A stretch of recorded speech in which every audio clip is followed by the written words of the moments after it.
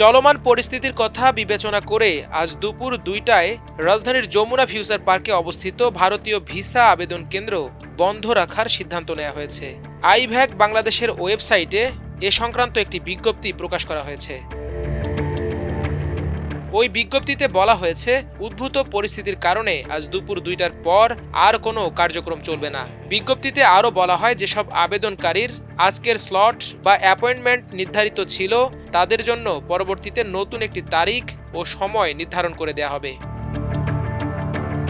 Visa centre বন্ধের একটি photocard share করে এক ফেসবুক পোস্টে ঢাকা বিশ্ববিদ্যালয় কেন্দ্রীয় ছাত্র সংসদ ডাকসুর সমাজসেবা সম্পাদক ও জুলাই ঐক্যের সংগঠক এবি জুবায়ের লিখেছেন, ভয় পেয়ে বন্ধ করে দেওয়ার দরকার নাই। তোমাদের মোদি বাপরে বলে দিও এদেশের দিকে চোখ তুলে যেন না তাকায়।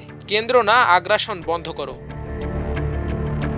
এদিকে পলাতক স্বৈরাচার হাসিনা সহ সব খুনিদের দেশে ফিরিয়ে দেয়া ও ভারতীয় প্রক্সি রাজনৈতিক দল, মিডিয়া লীগ ও সরকারি কর্মকর্তাদের অব্যাহত ষড়যন্ত্রের প্রতিবাদে আজ মার্চ টু হাই কমিশন কর্মসূচি পালন করবে ২৪-এর গণ অভ্যুত্থানের স্পিরিট ধারণ করা ঐক্যবদ্ধ মোর্চা জুলাই ঐক্য। বুধবার বিকেল ৩টায় রাজধানীর রমনা ব্রিজ থেকে এই কর্মসূচি শুরু হবে।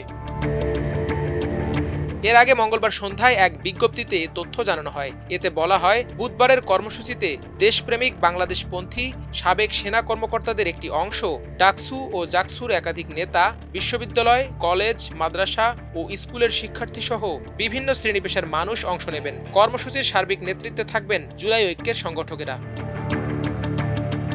এ বিষয়ে এবি জুবায়ের বলেন, বাংলাদেশের স্বাধীনতার সবচেয়ে বড় হুমকি হলো ক্রমাগত ভারতীয় আগ্রাসন। বাংলাদেশের জুলাই আগস্টের যেসব খুনি ভারতে পালিয়ে আছে তাদের ফিরিয়ে দেয়া এবং ভারতীয় আগ্রাসনের বিরুদ্ধে প্রতিবাদ জানাতে বাংলাদেশের জনসাধারণকে সঙ্গে নিয়ে জুলাই ঐক্য ভারতীয় হাইকমিশনের বিরুদ্ধে মার্চ করবে এবং প্রতিবাদ জানাবে। তিনি আরও বলেন, ভারতীয় মদতপুষ্ট মিডিয়া এবং রাজনৈতিক দল যেন বাংলাদেশে ফাংশন না করতে পারে তার বিরুদ্ধে আমরা প্রতিবাদ জানিয়ে আসব। মাল্টিমিডিয়া ডেস্ক, আমার দেশ।